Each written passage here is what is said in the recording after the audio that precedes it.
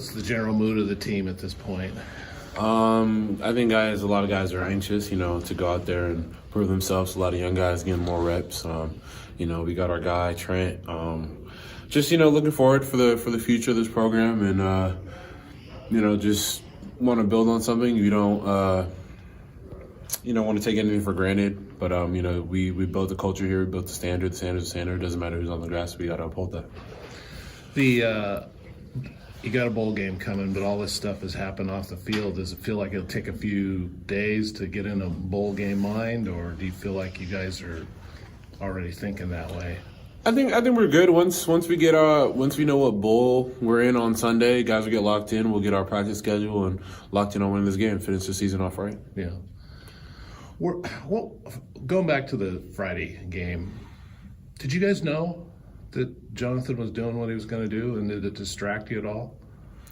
No, I don't think we knew. We had a little heads up before, but at the end of the day, you don't want to say, oh, we had bad vibes or bad energy. I think at the end of the day, we got to look ourselves in the mirror and say we didn't go out there and execute. We didn't go out there and come to play. Oregon schemed us up, and we just lost the game. So that's how I look at it. When you say heads up, were you told by the coaches, or did you just stuff you hear from that option that there's a lot of uncertainty that he is looking out there for other jobs, so It wasn't anything confirmed. Yeah. Do you think there were any signs at all this season? Anything that seemed different from years past? I mean, you had obviously been with Smith for a long time. Mm-hmm. Did anything seem different this year?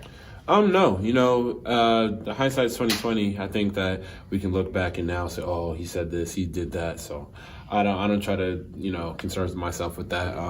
I just, enjoyed my time here, with the coaches, and I feel like we built something great and just want to finish that. Speaking on that, obviously, like Nick just said, you guys got a bowl game coming up. Mm-hmm. There's still a lot to be proud of with this team, and obviously moving forward in your career. Just looking back, what has this season kind of meant for you, pulling through all the adversity, all the different things, the Pac-12 conference, et cetera, and, now heading into a potential, going to the draft or whatever you decide to do for your future? I think it shows, what Oregon State's really about, and, we're resilient at the end of the day. And I was talking to Jason Young the other day, and it's always a great day to be a Beef. So I'm glad that I came back, and I've learned a lot. I had to step up in a leadership role and get, out of my comfort zone, and, really show young guys how to do things the right way. And I appreciate that. Things didn't go our way, but, at the end of the day, I'm still glad I'm a Beef. Have you started to think about what your future might look like going forward in football? Yeah, I got my agent. I know I'm finna train at, and looking forward to it. I suppose this is a dumb question since you're wearing gear, but you're planning on playing in the bowl game, yes, right? sir. Because that is a question. That is true. That is true. Yeah. Right now, I plan on playing in the bowl game. Yeah. Do you feel like, obviously, you're not going to have a full coaching staff for the bowl game? Does that put even more pressure or just responsibility on the veteran players to help get this team ready for this game? It does, but I think the veterans are ready for that. I think the young guys are ready for to step up and have bigger roles, because at the end of the day, these freshmen are really not freshmen anymore. They're sophomores. They're going to be, the young guys are going to be looking up to them next year. So I think it is more responsibility. It is more pressure, but I think we're up to the challenge. Building on that, just as a veteran, knowing that the transfer portal is opening and that, maybe your roster might look similar, maybe it might look a lot different for this bowl game. Just as a leader, how do you kind of pull everyone together, and how is it to kind of just determine maybe who's staying, who's going? Just how have you maybe thought about trying to navigate all that? I at first, when we didn't know who our head coach was, I was just telling young guys, just to wait, make the best decision for you at the end of the day. But if you're going to stay here, if you're going to play in this bowl game, you got to be locked in, you got to be bought in. And at the end of the day, guys are going to make their decision. That's the best for them. But if they stay here, just know they got to work. It's not going to be easy, and they got to be ready to execute.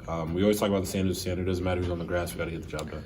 Trent has said he's not coaching the bowl game, but being on defense, do you think he'll still have a little bit of a thumbprint on this game? Just a little bit, but no, Langy's going to get us right, calling the defense. At the end of the day, Bray's done his job, so it's like he's out there with us. So, he doesn't have to be out there calling plays. Right. We're still going to be on fire for our work and, play how he wants to play. Like he's calling the defense. Yep. Okay. What was your reaction when he kind of was announced head coach? I think it was a great idea. I think it was a very crucial step, for Oregon State to take that next step and, keep guys here and do good in recruiting and really have a guy that, loves this university, that loves the players and really wants to go out there and play with us at that point. But no, I think it was great for our community and great for our team. Does it matter to players, or does it connect with players when you have someone who played in the same uniform that you play in, coaching and now leading the program? Oh, definitely. I think it creates a certain bond because even like Cookies, they were sitting in the seats, 20 years ago, however long ago. But now they've been through with us, and they know what we're going through, so they can relate. And I think it does help. As a player that did have to face adversity, you were with this Oregon State program when you guys weren't going to a bowl game. Just what are you most proud of in pushing through those tough moments?